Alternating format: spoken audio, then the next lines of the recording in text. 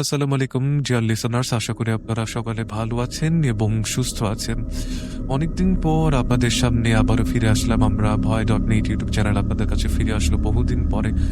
এতদিনের একটা গ্যাপের জন্য actually we are really sorry, কারণ আমাদেরও কিছু পার্সোনাল লাইফ থাকে এবং আমাদেরও কিছু কাজকর্ম থাকে, যেই কাজকর্মের ফেরে পড়ে আমরা আসলে সময়টা সবসময় মেনটেন করতে পারি না। কিন্তু আশা করছি এখন থেকে সবসময় আপনাদের সাথে আমাদের সেই যোগাযোগটা হয়ে যাবে, যেই যোগাযোগটা আমাদের মধ্যে অনেক দিন ধরে ছিল। আমাদের এই ফিরে আসা আসলে আপনাদের জন্যই, এবং আমরা যে ঘটনাগুলি শেয়ার করি সেগুলো শুধুমাত্র আপনাদের জন্যই আমরা শেয়ার করে থাকি। এবং আমরা চাই যে আপনারা আপনাদের ঘটনাগুলি আমাদেরকে পাঠাবেন, এবং যে ঘটনাগুলি আপনারা আমাদেরকে পাঠাবেন সেই ঘটনাগুলি যদি আপনারা পাঠাতে চান তাহলে আপনাদের যেটা করতে হবে সেটা হচ্ছে আমাদের ইমেল অ্যাড্রেসটা আপনাদেরকে একটু মনে রাখতে হবে, উইচ ইজ voydotet@gmail.com। যার স্পেলিংটি হচ্ছে BHOYTOTNET@gmail.com। এছাড়াও যদি আপনারা ফেসবুক পেজে আমাদের সাথে কানেক্টেড হতে চান বা আমাদের সাথে অ্যাড হতে চান, সেই ক্ষেত্রে আপনাদেরকে আমাদের ফেসবুক অ্যাড্রেসটি একটু মনে রাখতে হবে, উইচ ইজ www.facebook.com/BHOYTOTNET। আশা করি আপনারা সকলে ভালো আছেন এবং আমাদের সাথে থাকবেন সম্পূর্ণ সময়টা জুড়ে। আমরা আর বেশি কথা বাড়াবো না, আমরা চলে যাব আমাদের প্রথম ঘটনায়। আজকের যে ঘটনাটি, এই ইমেল যেটা আমি আপনাদেরকে নিজেই পড়ে শোনাবো। আমি আজ রেইন চলে যাচ্ছি আমাদের প্রথম ঘটনায়। আসসালামু আলাইকুম রেইন ভাই, আমি মোহাম্মদ ইমরান হোসেন, লিখছি ঢাকা বিভাগ থেকে। আজ আপনাদের সামনে একটি রহস্যময় ঘটনা নিয়ে হাজির হয়েছি, যা আমার এক বন্ধুর চাচার কাছ থেকে শুনেছি। ঘটনাটি বেশ ভয়াবহ এবং আশ্চর্যজনক। ওনার নাম মোহাম্মদ রহিমউদ্দিন। তিনি পেশায় একজন কলেজ শিক্ষক। আমাদের ইউনিভার্সিটি লাইফে থাকাকালীন বন্ধু বান্ধবের সাথে রাত জেগে অনেক আড্ডা হতো। এই একটা আড্ডার সময় একদিন স্যারকে আমরা ইনভাইট করি, একদিন স্যার আমাদেরকে এই ঘটনাটি বলেন। বন্ধু হাসিব আমাদের মধ্যে যে ছিল, তার মাধ্যমে আসলে ঘটনাটি সংগ্রহ করা। তো চলুন ঘটনায় চলে যায়। আমাদের গ্রামের নাম আলমপুর। গ্রামটি ছিল ঢাকার নিকটবর্তী একটি এলাকায়। হাসিবের ভাষ্য মতে গ্রামটি প্রাকৃতিকভাবে বেশ মনোরম হলেও এর মধ্যে লুকিয়ে ছিল রহস্য, যা গ্রামবাসীরা এড়িয়ে চলত। হাসিবের এই কথায় আমাদের কৌতূহল অনেক বেড়ে গেল। আমরা সবাই রাজি হয়ে গেলাম গ্রামটির রহস্য উদ্ঘাটন করার জন্য। পরিকল্পনা অনুযায়ী একদিন সকালে বাসের টিকিট নিয়ে বেরিয়ে পড়লাম হাসিবদের গ্রামের উদ্দেশ্যে। হাসিব আমাদের বাসে বসেই গ্রামের ইতিহাস এবং রহস্য সম্পর্কে কিছু তথ্য দিতে লাগলো। ওর কথায় গ্রামে ছিল এক পুরাতন পুকুর, যার চারপাশে নাকি ৯৯টি অদ্ভুত আকৃতির বৃক্ষ রয়েছে। দেখতে নাকি মনে হবে যেন কোনো মানব আকৃতি ভঙ্গিমায় দাঁড়িয়ে আছে এগুলি। গ্রামের মানুষের মতে এগুলো নাকি জিন্দার আবাসস্থল, তাই কেউ সেখানে যায় না। এমন কথাই আমাদের উত্তেজনা যেন আরো বেড়ে গেল। দুপুরের দিকে গ্রামে পৌঁছাবার সময় হাসিবের বাসায় গিয়ে কিছুক্ষণ বিশ্রাম নিলাম আমরা। তারপর গ্রামের পরিবেশ দেখতে বেরিয়ে গেলাম। সত্যি গ্রামটি দেখতে খুবই সুন্দর এবং শান্তিপূর্ণ। কিন্তু একটু পরেই আমাদের চোখে পড়ল সেই রহস্যময় পুকুর। পুকুরটি ঘিরে থাকা বৃক্ষগুলো দেখে সত্যি আশ্চর্য হয়ে গেলাম। এক একটি গাছ যেন কষ্টে কাতর, কোনো মানুষের মতো ভঙ্গিমা নিয়ে দাঁড়িয়ে আছে। আমাদের কাছে এগিয়ে এলেন একজন বৃদ্ধ গ্রামবাসী। আমাদেরকে জিজ্ঞেস করলেন আমরা কোথা থেকে এসেছি। হাসিব নিজের পরিচয় দিলে বৃদ্ধ আমাদেরকে সাবধান করে বললেন এই পুকুরের কাছে না যেতে, কারণ এই পুকুর এবং গাছগুলোর সাথে জড়িয়ে আছে ভয়ঙ্কর নাকি এক ইতিহাস, যার কেন্দ্রে রয়েছে কিছু জিনের কাহিনী। আমরা বৃদ্ধের কাছে রহস্য জানতে চাইলাম। বৃদ্ধ প্রথমে দ্বিধান্বিত থাকলেও পরে আমাদের কৌতূহল থেকে ঘটনাটি বলতে শুরু করলেন। তিনি জানালেন এই গাছগুলি কোনো সাধারণ গাছ নয়, এগুলো প্রকৃতপক্ষে কিছু জিনের প্রতীক, যারা শত বছর আগে গ্রামবাসীর সাথেই বাস করত। তখন তারা মানুষের সঙ্গে বন্ধুত্বপূর্ণ সম্পর্কে ছিল, কিন্তু এক সময় গ্রামের এক জঘন্য ঘটনার কারণে এই জিনগুলো গ্রামবাসীর উপরে ক্ষিপ্ত হয়ে যায়। ফলে তারা এক ভয়ানক অভিশাপ দেয় গ্রামের মানুষের উপরে। সেই অভিশাপেই নাকি পরবর্তী সময়ে গ্রামের অনেক মানুষ মারা যায় এবং তাদের দেহাবশেষ এই গাছগুলোর মধ্যে নাকি বন্দী হয়ে থাকে। সুতরাং প্রতিটি গাছের মাঝে কোনো না কোনো অভিশপ্ত মানুষের শরীর টিকে আছে। বৃদ্ধের এই কথা শুনে আমরা মোটামুটি শিহরিত হয়ে গেলাম।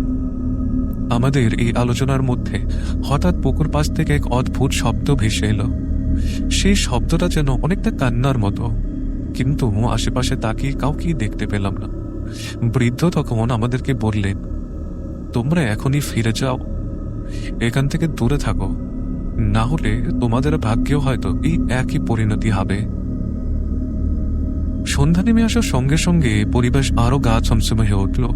আমরা সিদ্ধান্ত নিলাম রাতের বেলা ওই পুকুরের কাছে যাব প্রকৃত রহস্য উদ্ঘাটনের জন্য। হাসিবের বাসায় ফিরে রাতের খাবার শেষ করে অপেক্ষা করতে লাগলাম। রাত গভীর হলে আমরা ধীরে ধীরে পুকুরের দিকে এগোতে শুরু করলাম, কিন্তু আমরা তখনও জানতাম না যে আমাদের জন্য কতটা ভয়াবহ একটা অভিজ্ঞতা অপেক্ষা করছে সেই রাতে। পুকুরের কাছাকাছি পৌঁছাতেই অনুভব করলাম আশেপাশে কেউ একজন আমাদের পিছু নিয়েছে। মনে হচ্ছিল গাছগুলোর মধ্যে থেকে কেউ একজন আমাদের খুব মনোযোগ দিয়ে দেখছে। বন্ধুরা, ঠিক এরপর থেকেই ঘটনার আসল সূত্রপাত ঘটে। সেই রাতেই আমরা এমন কিছু দেখেছিলাম যা আমাদের সারা জীবন মনে থাকবে। রাত তখন 12টার কাছাকাছি। আকাশে মেঘের ছিটে ফোঁটা নেই, কেবল নিঃশব্দ পরিবেশ। পা টিপে টিপে আমরা এগিয়ে চললাম সেই রহস্যময় পুকুরের দিকে। আমার সঙ্গে হাসিব ছাড়াও ছিল সোহান, নিলয় এবং রাবিদ। প্রত্যেকের চোখ মুখে ছিল প্রচন্ড কৌতূহল এবং উত্তেজনাপূর্ণ। আমরা যতই পুকুরের কাছাকাছি যাচ্ছিলাম, বাতাসের শীতলতা যেন ধীরে ধীরে বাড়ছিল। সেই শীতলতা ছুঁয়ে যাবার সঙ্গে সঙ্গে যেন অজানা একটা ভয় আমাদের মনকে গ্রাস করছিল। আশেপাশে তাকালে মনে হচ্ছিল যেন গাছগুলোর পাতা নড়ে উঠছে, অথচ বাতাসের কোনো অস্তিত্বই টের পাচ্ছিলাম না। পুকুরের পাড়ে এসে থমকে দাঁড়ালাম আমরা। চারপাশ নিস্তব্ধ, কিন্তু কানে ভেসে আসছে চাপা ফিসফিসানি, যেন কেউ খুব আস্তে আস্তে কথা বলছে। এক অদৃশ্য উপস্থিতি অনুভব করতে পারলাম আমরা সবাই। হাসিব একটু সামনে এগিয়ে ফিসফিস করে বলল, দেখছিস পুকুরের পানি কেমন অদ্ভুত রঙের? আমি কাছে গিয়ে দেখলাম পুকুরের পানি সত্যিই অস্বাভাবিক কাঁপছে নীল। পুকুরের পানি স্থির হলেও মনে হচ্ছিল তার তলায় কেউ যেন নাড়াচাড়া করছে। পানির ওপর ছায়া পড়ছিল গাছগুলোর, আর সেই ছায়াগুলো কেমন যেন জীবন্ত হয়ে উঠছিল। হঠাৎ রবিন কেমন অস্থির হয়ে বলল, ভাই, আমার কেমন অস্বস্তি লাগছে, মনে হচ্ছে কেউ আমাদের দেখতে পাচ্ছে। ওর কথা শেষ হতে না হতেই পেছনের দিকে তাকালাম। কয়েকটি বৃক্ষের দিকে তাকিয়ে দেখি গাছগুলো আকৃতি পাল্টে যাচ্ছে, যেন আমাদের দিকে মুখ ঘুরিয়ে তাকিয়ে আছে। আমার শরীর ঠান্ডা হয়ে গেল। হঠাৎ সোহান ভয় পাওয়া গলায় বলল, দোস্ত, তোরা গাছগুলোর চোখ দেখতে পাচ্ছিস? আমরা বিস্মিত হয়ে আবার তাকালাম। সত্যি গাছগুলোতে ছোট ছোট অগ্নিশিখার মতো দুটি করে আলো দেখা যাচ্ছে, যেন জ্বলন্ত চোখ। গা শিউরে উঠল সবার। কিছুক্ষণ তাকিয়ে স্পষ্ট বুঝতে পারলাম সেগুলো সত্যিই চোখের মতো দেখাচ্ছে, এবং যেন স্থির দৃষ্টিতে আমাদের দিকে তাকিয়ে আছে। আমি নীলের হাত ধরে ফিসফিস করে বললাম, আমাদের আর এখানে থাকা উচিত নয়, চল ফিরে যাই। আমরা ঘুরে দাঁড়াতেই একটা বিশাল শব্দ শুনে থমকে গেলাম। মনে হচ্ছিল যেন কোনো ভারী বস্তু পানিতে পড়েছে। ঘাড় ঘুরিয়ে দেখি পুকুরের মাঝখানে পানি বিশালভাবে আন্দোলিত হচ্ছে। এক অদৃশ্য শক্তি। পানির ভেতর থেকে ধীরে ধীরে উঠে আসছে কালো একটা ছায়া, যা আস্তে আস্তে মানুষের মতো আকার ধারণ করল। ছায়াটা সোজা হয়ে দাঁড়িয়ে রইল পুকুর পাড়ের মাঝখানে। তার মাথার স্পষ্ট কোনো মুখাবয়ব দেখা যাচ্ছে না, শুধু স্পষ্ট একটা কালো অবয়ব। আমাদের দিকে স্থির হয়ে দাঁড়িয়ে আছে সে। আমরা যেন পাথর হয়ে গেলাম ভয় আর বিস্ময়। হাসিব ধরা গলায় বলল, এটা আবার কি? কথা শেষ করার আগে ছায়াটা আমাদের দিকে পা এগিয়ে দিল, আর সঙ্গে সঙ্গে চারপাশের সব গাছ প্রচন্ড ভাবে আন্দোলিত হতে শুরু করলো। পাতার আওয়াজ আর বাতাসের হিমশীতল স্পর্শ আমাদেরও আতঙ্কিত করে তুলল। আমরা পেছনে দৌড় দেবার জন্য ঘুরে দাঁড়ালাম, কিন্তু সেই মুহূর্তে এক তীক্ষ্ণ হাসির শব্দ ভেসে এলো। সেই হাসিটা নারী কণ্ঠের মতো, অথচ ভীষণ ভৌতিক।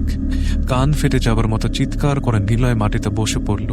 তার দিকে তাকিয়ে দেখলাম ও যেন কিছু দেখছে, চোখ বড় করে তাকিয়ে আছে, যেন বিভীষিকা দেখছে। সোহান কাঁপতে কাঁপতে ওর কাছে গিয়ে পড়ল, নিলয়, এই নিলয়, তুই কি দেখছিস? নিলয় কাপা গলায় বলল, আমার চারপাশে কারা যেন হাঁটছে, আমি দেখতে পাচ্ছি তাদের। আমরা চারপাশে তাকালাম, কেউই নেই, অথচ স্পষ্ট শুনতে পাচ্ছি পায়ের আওয়াজ। নিলয় হঠাৎ অজ্ঞান হয়ে পড়ে গেল। তাকে টেনে তুললাম আমরা, দ্রুত পা চালালাম গ্রামের দিকে। সম্পূর্ণ রাস্তা জুড়েই মনে হচ্ছিল কেউ আমাদের পেছন পেছন ছুটে আসছে। অবশেষে হাসিবের বাড়িতে পৌঁছে দরজাটা বন্ধ করে দিলাম। আমাদের নিঃশ্বাসও তখন খুবই দ্রুত। নিলয় অজ্ঞান অবস্থায়, সোহান আতঙ্কিত হয়ে বসে আছে, আর রবিন বারবার দরজার দিকে তাকিয়ে আছে ভয়। বন্ধুরা, এই ছিল সেই ভয়ঙ্কর রাতের প্রথম অভিজ্ঞতা। কিন্তু আমাদের কেউই জানতাম না এই রাত তো কেবলমাত্র শুরু। এই ঘটনার পরে আরো যে কত ভয়াবহ, রহস্যময় এবং অলৌকিক ঘটনা ঘটতে চলেছিল তা তখন আমাদের কল্পনার বাহিরে। এখন আপনাদের বলবো কিভাবে সেই বিকৃত হাসি আর সেই ৯৯ জন এই ঘোষণার পর আমাদের চোখের সামনে এক এক করে খোলাসা হতে লাগলো গ্রামের সেই শত বছরের ইতিহাস, যা এতদিন গোপন ছিল আমাদের কাছে। নিলয়ের শরীর থেকে এক মুহূর্তে যেন বাতাসের মতো কোনো অদৃশ্য ছায়া বেরিয়ে গেল, আবার মিলে গেল গাছগুলোর মাঝখানে। হুজুর থেমে গেলেন। তিনি চোখ বন্ধ করে কোরআনের আয়াত পড়া শুরু করলেন আরো জোরে, কিন্তু এবার যেন তার কণ্ঠ কাঁপছিল। বলে রাখা ভালো, নিলয়ের এই অবস্থা দেখার পরে আমরা মাদ্রাসা থেকে একটা হুজুরকে এনেছিলাম। পুকুর পাড়ের গাছগুলো একে একে নাড়াচাড়া শুরু করলো মনে হলো, পাতাগুলো যেন গর্জে উঠেছিল। সোহান বলল, দোস্ত, গাছগুলো যেন নাচছে, কিসের ছায়া গায়ে পড়ে যাচ্ছে দেখছিস? আমি তাকিয়ে দেখি প্রতিটি গাছের নিচে অন্ধকার এক ছায়া জমে উঠেছে। সেই ছায়াগুলো ধীরে ধীরে এক একটা রূপ নিচ্ছে, মানুষ সদৃশ, কিন্তু চোখ নেই, পা নেই, মাটির সঙ্গে মিশে থাকা আধা চিন সত্তা। তখন হুজুর হঠাৎ চোখ খুলে বললেন, এরা তো বন্দি ছিল, কিন্তু কারো দোষে এখন একর ঘুম ভাঙা গেছে। হাসিব জিজ্ঞেস করলো, কার দোষে? আমরা তো কিছু করিনি। হুজুর চুপ করে রইলেন, তারপর বললেন, তোমরা যা করছো তা না বুঝাই করছো, কিন্তু এর সূচনা হয়েছিল আজকে থেকে প্রায় ৯০ বছর আগে। এই গ্রাম তখন ছিল জমিদারের শাসনে। তখনকার জমিদার বাহাউদ্দিন চৌধুরী ছিলেন বিদ্যার পাগল। তিনি মানুষের মাঝে নয়, অদৃশ্য জগতের মধ্যে শক্তি খুঁজতেন।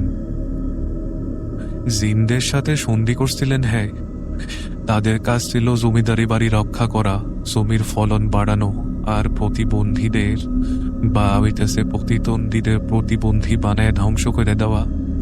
বিনিময়ে জিনারা চাইত নির্জনতা, নির্দিষ্ট জায়গা, আর বছরে একবার কিছু নির্দোষ প্রাণীর রক্ত। আমরা অবাক হয়ে শুনছিলাম।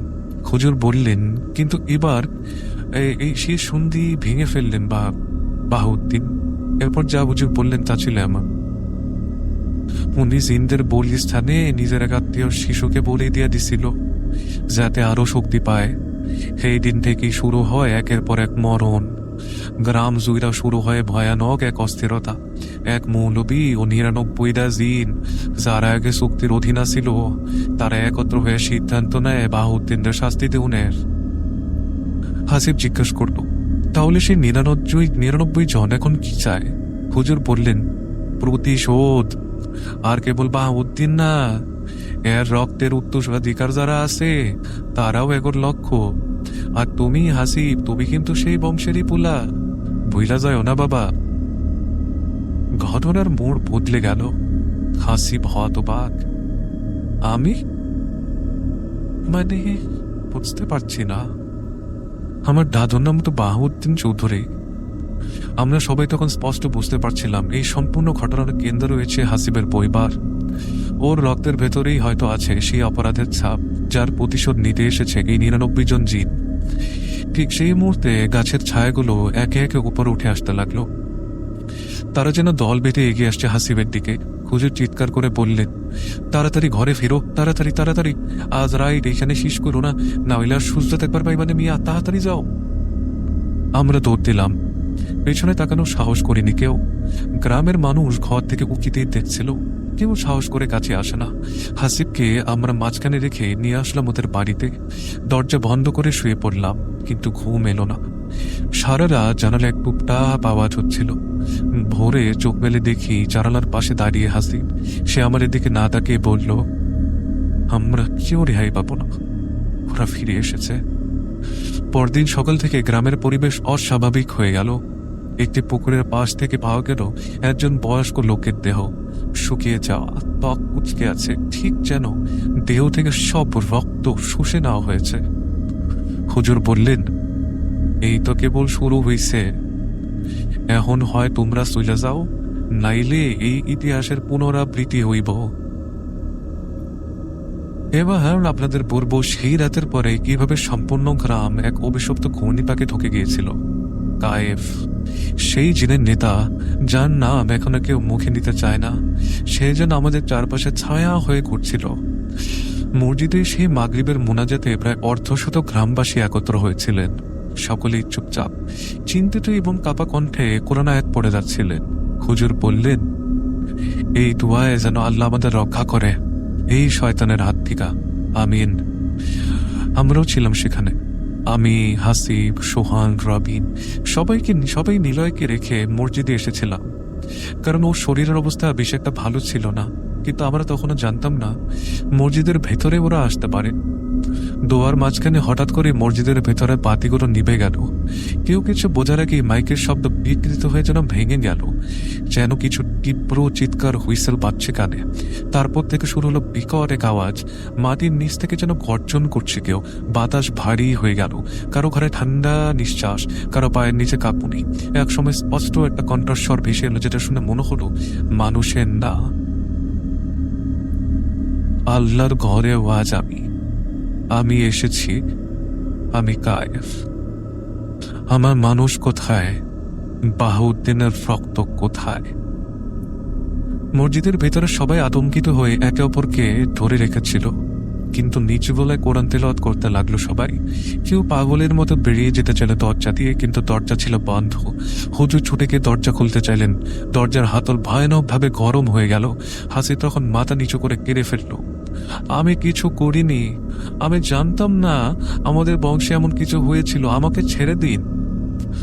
ভেতরের বাতাস কেমন যেন ভারী হয়ে গেল, চোখের সামনে ঝাপসা সব ছায়া ঘুরে বেড়াতে লাগলো, আর সেই ছায়া একসঙ্গে বলতে লাগলো, শুরু হয়েছে, একজন যাবে, ৯৮ জন বাকি। এরপর কি হলো তা যেমন ভয়ানক একটা দুঃস্বপ্ন, তেমনি আমাদের জীবন থেকে কখনোই মুছে যাওয়ার মতো নয়। হঠাৎ একজন বৃদ্ধ লোক নাম আব্দুল মালেক মসজিদের মেঝেতে লুটিয়ে পড়লেন। তার শরীর হঠাৎ করে শুকিয়ে যেতে লাগলো। আমাদের চোখের সামনেই কেউ যেন তার শরীরের সমস্ত তরল শুষে নিচ্ছে, মুখটা যেন নিঃশব্দে কিছু বলতে চাইছিল। হুজুর কাঁদতে কাঁদতে বললেন, ইয়া আল্লাহ, এরা কারা? এরা কেমন আযাব নেমে এলো? ঠিক তখনই মসজিদের ভেতর জানালার পাশ থেকে দেখা গেল কালো এক জরাজীর্ণ হাত ভেতরে প্রবেশ করছে। সেই হাতটা ধীরে ধীরে যেন কাউকে ইশারা করলো। সেই মুহূর্তে হাসিব হঠাৎ উঠে দাঁড়িয়ে বলল, আমি যাব, যদি আমার রক্ত লাগে আমি দেব, দয়া করে এই নিরীহ মানুষগুলোকে ছেড়ে দাও। তৎক্ষণাৎ বাতাস স্থির হয়ে গেল। কায়েফের ভয়ানক কণ্ঠ আবার ভেসে এলো, আসছে সে আমাদের দরজায়, তবে মনে রেখো, দরজা একবার খুললে সে আর ফিরবে না। রক্ত চাও, আত্মা নয়। তুমি রক্ত দিলে আমি আর কাউকে নেব না, কিন্তু যদি পালাতে চাও তবে সম্পূর্ণ গ্রাম হবে আমার। মসজিদের দরজা খুলে গেল, সবাই থমকে গেল। হুজুর হাসিবকে জড়িয়ে ধরলেন, না বাবা, এই পথ না, এইটারে রুখতে হইব, এর বিরুদ্ধে লড়াই করতে হইব। কিন্তু হাসিব সেই মুহূর্তে যেন ভেঙে পড়েছিল। তার চোখে ছিল আত্মত্যাগের প্রস্তুতি। সে পেছনে তাকালো না, পায়ে পায়ে বেরিয়ে গেল মসজিদের দরজা দিয়ে। ছায়ারা তার পেছন পেছন এগোতে লাগলো। বাতাসে শুধু একটা শব্দই ভেসে আসছিল, একজন গেছে, ৯৮ জন বাকি। বন্ধুরা, এরপর কি হয়েছিল? হাসিব কি সত্যি আত্মত্যাগ করেছিল, নাকি তার মধ্যে ছিল অন্য কোনো রহস্য? চলুন শুনে আসা যাক। হাসিব মসজিদ থেকে বেরিয়ে যেতেই চারদিক নিস্তব্ধ হয়ে গেল। বাতাস থেমে গেল, মেঘ জমতে লাগলো আকাশে। মনে হচ্ছিল পুরো গ্রাম থমকে গেছে তার এক পদক্ষেপে। আমরা চারজন, আমি, সোহান, রবিন এবং হুজুর সাহেব দৌড়ে পেছনে গেলাম। কিন্তু হাসিব আমাদের দিকে ফিরে না তাকিয়ে চলতে লাগলো পুকুরের দিকে। পুকুরের পাড়ে পৌঁছে এসে হাঁটু গেড়ে বসে পড়ল। ৯৯টি গাছ যেন নিঃশব্দে তাকে ঘিরে ধরেছিল। পাতার শব্দ থেমে গিয়েছিল। এমন নিস্তব্ধতা আমি জীবনে কখনোই অনুভব করিনি। হুজুর পেছন থেকে বললেন, হাসিব, ফিরে আসো বাবা, রক্ত দিয়ে যেই প্রতিশোধ মিটানো কখনোই যাব না, সেই প্রতিশোধ তুমি কেমনে করে মিটাইবা বাবা, ফিরে আসো। কিন্তু হাসিব শান্ত স্বরে বলল, আপনি নিজেই তো বলেছেন অপরাধীর রক্তই কেবল দংশন থামানো সম্ভব। আমি জানি আমার দাদার পাপের দায় আমার কাঁধে নেই, কিন্তু তার উত্তরাধিকার হিসেবে আমি চাই না কেউ আমার জন্য মরে যাক বা এই মরণ কূপের কাছে আসুক। এই বলে সে নিজের হাতের আঙ্গুল কাটল পাথরের ধারাটো টুকরো দিয়ে। রক্ত গড়িয়ে পড়তে পুকুরের পানি ঘোলা হতে লাগলো। গাছগুলো যেন কেঁপে উঠল হঠাৎ করে। চারপাশের বাতাস ছড়িয়ে পড়ল এক প্রচন্ড চাপা গন্ধ। চিরাচরিত শীত কিছু নয়, যেন পোড়া তেল, ধূপ এবং রক্তের মিশ্রিত গন্ধ। ঠিক সেই মুহূর্তে পুকুরের পানি যেন ফেটে উঠল। কালো ধোঁয়ার মতো কিছু একটা বেরিয়ে এলো, গড়তে লাগলো আকাশমুখী ঘূর্ণির মতো। সেই ঘূর্ণির ভেতর থেকে একটি ছায়ামূর্তি গঠন হলো। এটাই কায়। আমাদের চোখের সামনে স্পষ্ট দেখা যাচ্ছিল তার লম্বা বিকৃত অর্ধমানবীয় আকৃতি। চোখে চোখ ছিল না, কিন্তু তাকানো যেন ছিল ঝলন্ত। কায়েব গর্জে উঠল, তুমি কি ভেবে এসেছ ও রক্ত দিলে আমি থেমে যাব? হাসিব মাথা উঁচু করে বলল, তুমি তো চেয়েছিলে অপরাধীর উত্তরাধিকারের রক্ত। তা তুমি যদি আমাকেই নাও তবে নাও, আমারই যদি দোষ থাকে। কায়েব ধীরে ধীরে এগিয়ে এলো। তার ছায়া পুকুর থেকে সামনে উঠে আসলো এবং হাসিবকে ছুঁতে চাইল। আমরা কিচ্ছু করতে পারছিলাম না, শুতে দাঁড়িয়ে দেখছিলাম এবং শঙ্কায় কাঁপছিলাম। ঠিক তখনই পেছন থেকে এক গর্জন শুনতে পেলাম। ফিরে দেখে সে বৃদ্ধ রফিক উদ্দিন হুজুর ছুটে আসছেন এক হাত থলে নিয়ে। তিনি ছুড়ে দিলেন থলেটা কায়েফের দিকে।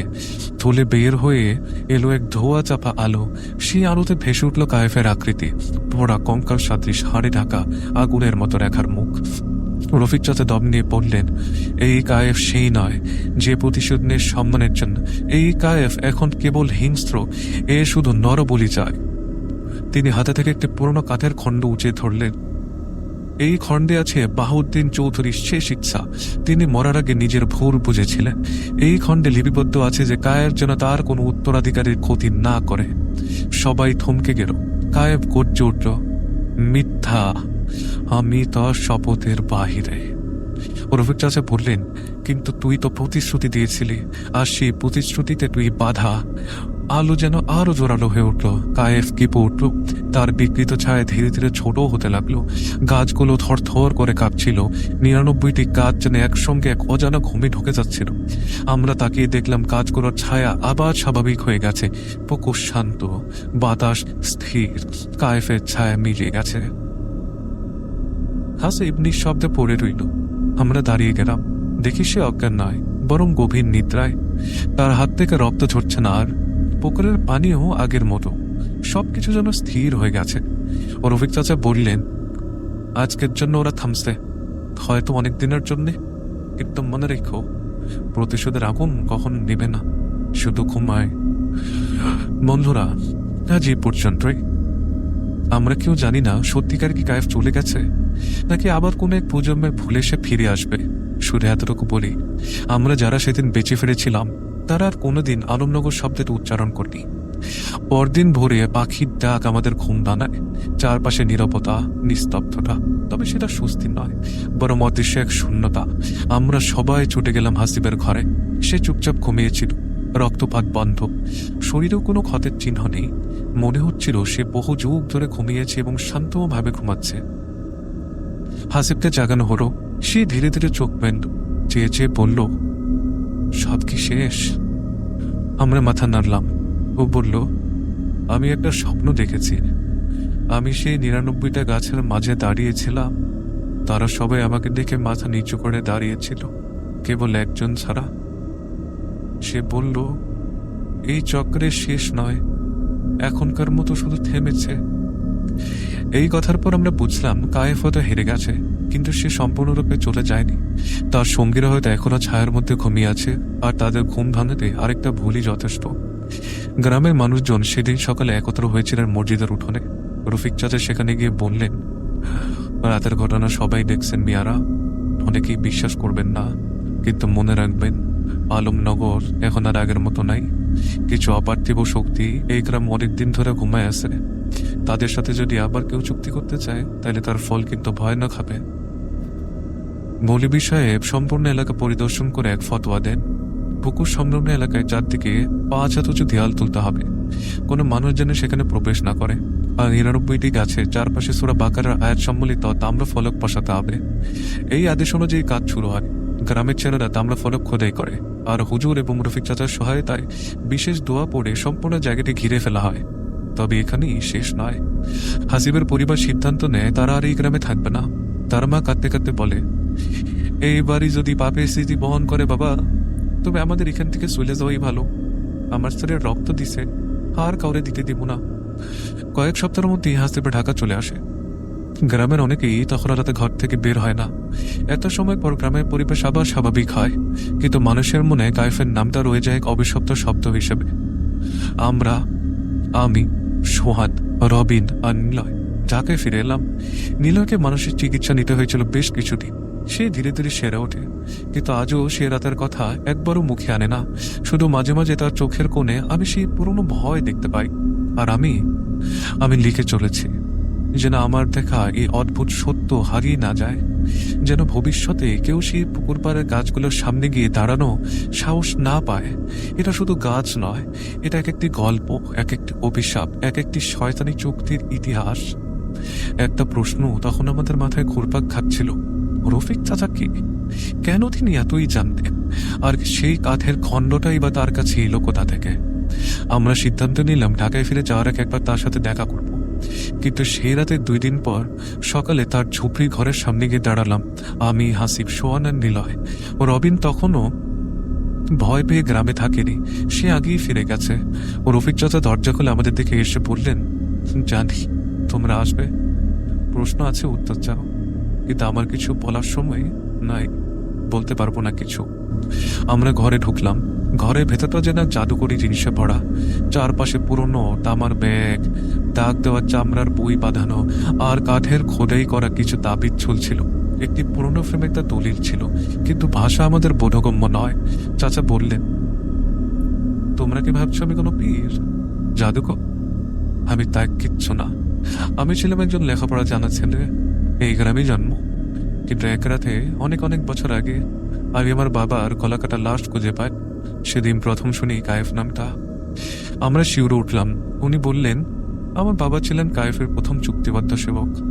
বাহাউদ্দিন চৌধুরী বাড়িতে তিনি ছিলেন লেখক, চুক্তি, বংশলিপি, মালিকানা, দলিল এসব লেখার কাজ করতেন। কিন্তু গোপনে তিনি লিখে রাখতেন এক বিশেষ দলিল, কায়েফের আদি বন্ধনের নিঃশেষ চুক্তি। এই চুক্তি ছিল কায়েফ আর বাহাউদ্দিনের মাঝে, যেখানে লেখা ছিল কোন জিনের দল অসম্মানিত হয় যদি, তবে তারা বাহাউদ্দিনের রক্তধারে অভিশাপ বর্ষণ করবে। কিন্তু কায়েফ নিজের ক্ষমতা বাড়াতে সেই চুক্তি নিজেই লঙ্ঘন করে। সে নিজে একদিন বাহাউদ্দিনকে ছলনায় ফেলে মন্দিরের গহীনে এক আঘাত করে। আমার বাবা সেটা বুঝে চুক্তির নতুন একটি সংস্করণ তৈরি করে, যেটা আমি পেয়েছিলাম তার মৃত্যুর পরে। হাসিব জিজ্ঞাসা করে, তাহলে কি আপনি কি কায়েফের বিরুদ্ধে প্রস্তুত ছিলেন সেই রাতে অনেক আগে থেকেই? চাচা মৃদু হেসে বললেন, আমি জন্মের পর থেকেই প্রস্তুত ছিলাম, কারণ আমি সেই বংশের সন্তান যারা প্রজন্ম ধরে কায়েফকে চোখে চোখে রাখত, যেন সে আবার ফিরে না আসে। আমি হয়তো একমাত্র ব্যক্তি যে জানত 99টি গাছের প্রতিটা কারাগার কিভাবে তৈরি হয়েছে। আমি চুপ করে বসেছিলাম। হঠাৎ মনে হলো এই মানুষটা কোনো সাধারণ মানুষ নয়। এমন জ্ঞান শুধু বই পড়ে পাওয়া যায় না। আমি প্রশ্ন করলাম, চাচা আপনি মানুষ তো? চাচা এবার হাসলেন, একটা রহস্যময় হাসি, এবং বললেন, আমি মানুষই, কিন্তু আমার মাঝে আমার একজন বাস করে যে চায় সত্য চাপা না থাকুক, আর কেউ যেন আর সেই ভুল না করে যেটা বাহাউদ্দিন করেছিল। আমার জীবনে একটা লক্ষ্য নিয়ে কাটছে, সেই ইতিহাস রক্ষা করা এবং তোমাদের মতো কৌতূহলী কিছু অজ্ঞ লোকদের সময় মতো সঠিক পথ দেখানো। জানো কেন তোমাদের বাধা দিয়েছিলাম সেই পুকুরের কাছে যেতে?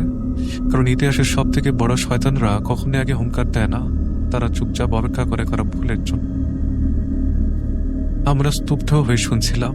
এরপর চাচা আমাদের হাতে একটি মোটা খাম দিলেন, বললেন, এই খামে আছে সেই চুক্তির একটি কপি, আমার পিতার লেখা সেই ঘুমন্ত শয়তানের দলিল।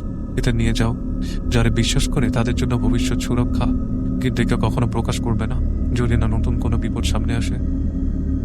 আমরা সেই খাম নিয়ে ফিরে এলাম হাসিবের বাড়িতে। ঢাকায় ফিরে আসার পর আজও সেই খাম খোলা হয়নি। এটা কোথাও রাখা আছে, এমন জায়গায় যেখানে শুধুমাত্র সবচেয়ে জরুরি মুহূর্তে আমরা ওটা খুলতে পারি। 3 বছর পর সেই নাম আলমনগর ফিরে আসলো এক ফোন কলের মাধ্যমে। তখন আমি ঢাকায় চাকরি করছি। এক সন্ধ্যায় অফিস শেষে বাড়ি ফিরছি, হঠাৎ হাসিবের ফোন, কণ্ঠে ভয়, উত্তেজনার চাপা কাঁপুনি। সে বলল, তোর খামটার কথা মনে আছে যে তার অভিক চাচা দিয়েছিলেন? আমি হতভম্ব, বললাম, হ্যাঁ, কেন? হাসিব বলল, আমার ছোট ভাই রায়হান গ্রামের বাড়িতে গেছে কয়েকদিন আগে। সে ওর বৌদ্ধদের নিয়ে ভুল করে সেই পুকুরে সেলফি তুলতে গিয়েছিল। ওরা দেয়াল টপকে গেছিল। আজ সন্ধ্যায় খবর এসেছে রায়হান নিখোঁজ। আমার গলা শুকিয়ে এলো। আমি বললাম, তাহলে আবার? হাসিব চুপ, তারপর বলল, দেয়ালের ওপারে সেই গাছগুলোর ছবিও তুলেছে। একটা গাছের সামনে দাঁড়ানো তার শেষ ছবি পাওয়া গেছে ফোনে। ছবিতে দেখা যাচ্ছে তার পেছনে ছায়ার মতো কিছু একটা দাঁড়িয়ে আছে। আমরা আবারও যোগাযোগ করলাম নিলয়ের সাথে। সোয়ানো এসে যোগ দিল। সিদ্ধান্ত হলো আমরা আর দেরি করবো না, খাম খুলবো। যা আছে সেটা যদি রক্ষা করতে পারে কেউই, এখনই এটাই সময়। রাতে আমরা হাসিবের বাসায় একত্র হলাম। টেবিলের উপর খামটা রাখা হলো। ধীরে ধীরে আমরা খাম খুললাম। ভেতরে ছিল 3টি জিনিস। একটা চুক্তির কপি, যেখানে স্পষ্টভাবে লেখা আছে কায়েফ এবং বাউদ্দিনের সন্ধি ভঙ্গের শর্ত। একটা মানচিত্র, যেখানে গাছগুলোর অবস্থান চিহ্নিত। একটি গাছের নিচে লাল দাঁত, রায়হানের ছবি যেখানে তুলেছিল ঠিক সেই গাছটা। 3, একটি পুরনো রক্ত চিহ্নিত আয়াতের পাণ্ডুলিপি। যে আয়াতে ছিল 99টি নাম, প্রতিটি গাছের সঙ্গে সম্পর্কিত এক একটি জিনের নাম। আমরা জানতাম আবার ফিরতে হবে সেই পুকুর পাড়ে, আবার মুখোমুখি হতে হবে ভয়ঙ্কর কিছু একটা। আমরা সিদ্ধান্ত নিলাম পরদিনই যাব। ওর অভিজ্ঞতার সঙ্গে যোগাযোগের চেষ্টা করলাম, কিন্তু গ্রাম থেকে খবর এলো 2 মাস আগে তিনি মারা গেছেন। তার মৃত্যুর পর আর কেউ এই পথ মানায়নি। পরদিন সন্ধ্যায় আমরা 4 জন, আমি, হাসিব, নিলয় আর সোহান, চলে গেলাম আলমনগরে। গ্রামের বাতাসও যেন সেই পুরাতন আতঙ্ক আবার ফিরে এসেছে। কেউ আমাদের দিকে কথা বলছিল না, যেন আমরা বিপদ ডেকে এনেছি। এমন এক ভীত দৃষ্টি নিয়ে সবাই আমাদের দিকে তাকাচ্ছিল। রাতে আমরা সেই দেয়ালের কাছে গেলাম, একসাথে দেয়াল পার হলাম। গাছগুলো আবারও সেই ভঙ্গিমায় দাঁড়িয়ে আছে, যেন কোনো এক ঘুমন্ত অভিশাপ আবার শ্বাস নিচ্ছে ধীরে ধীরে। হঠাৎ আমরা শুনতে পেলাম পেছন থেকে ফিসফিসানি। আরো একজন গেল, আর একজন বাকি। আমরা মানচিত্র অনুযায়ী এগিয়ে গেলাম সেই লাল দাগ দেওয়া গাছটির কাছে। সেখানে দাঁড়াতেই মাটির নিচ থেকে একটা শিশু কণ্ঠের কান্না ভেসে এলো। আমরা ভয় পেয়ে পিছিয়ে গেলাম। সেই মুহূর্তে আমাদের সামনে মাটি ফেটে এক ছায়া উঠে এলো, এক অদ্ভুত বিকৃত মুখ। এটি কায়েফের ছিল না, অন্য কারো ছিল, যেন নতুন কেউ, যাকে রক্তে ডাকা হয়েছিল। হাসিব উচ্চস্বরে পাণ্ডুলিপির আয়াতপাত করতে শুরু করলো। চারদিক যেন কাঁপতে লাগলো, গাছগুলো নড়তে লাগলো, বাতাসে আবার সেই পোড়া ধূপের গন্ধ। নিলয় হাতে তুলে নিল মানচিত্র দাগানো কাঠের শিকড়ের দিক চিহ্ন। সেটি নিয়ে গাছের গোড়ায় পুঁতে দিল। এক মুহূর্তে গাছটি বিকট শব্দে ছিঁড়ে গেল, আর ছাইটি ছটফট করতে করতে মাটির নিচে আবার চড়ে গেল। তবে সেই কান্না থামল না, যেন আরো কেউ ডাকছে, আরো কেউ মুক্তির অপেক্ষায়। আমরা বুঝলাম এটি কোনো শেষ নয়, বরং একটি সূচনা। একটি দরজা খুলে গিয়েছিল আবার। বন্ধুরা, এই ছিল আদমনগর একটি গ্রামের ইতিহাস, একটি পরিবারের শাস্তি, আর এক অভিশপ্ত সন্ধির গল্প।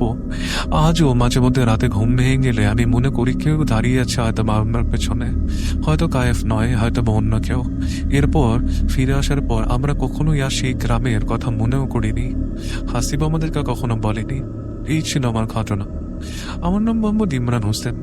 আমি শুধু আপনাদের জন্য একটা ঘটনা লিখে রাখলাম, যেন ভবিষ্যতের কেউ এই অজানা পথ বেছে না নেয়, বা নেওয়ার আগে একবার যেন ভাবে পেছনে কে দাঁড়িয়ে আছে এই কথাতে। আল্লাহ হাফেজ। নতুন কোনো ঘটনায়, নতুন কোনো অভিজ্ঞতায় আবারও ফিরে আসবো। ভালো থাকবেন সবাই।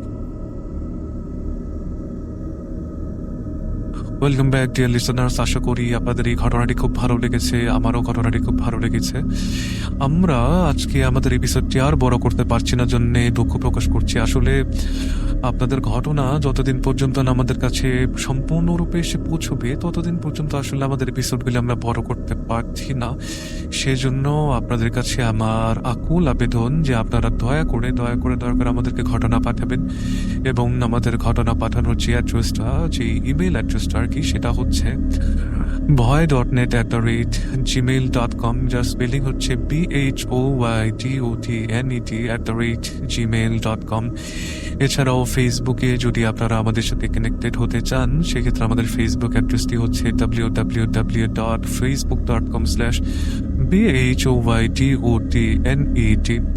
আশা করি আপনারা পরবর্তীতে আমাদের সাথে থাকবেন যেভাবে আমাদের সাথে এখন পর্যন্ত থেকেছেন। আমি আরজে রিন আজকে বিদায় নিচ্ছি আপনাদের কাছ থেকে ভাই.নেট ইউটিউব চ্যানেল থেকে। সকলে ভালো থাকবেন, সুস্থ থাকবেন, আমাদের সাথে থাকবেন। আসসালামু আলাইকুম।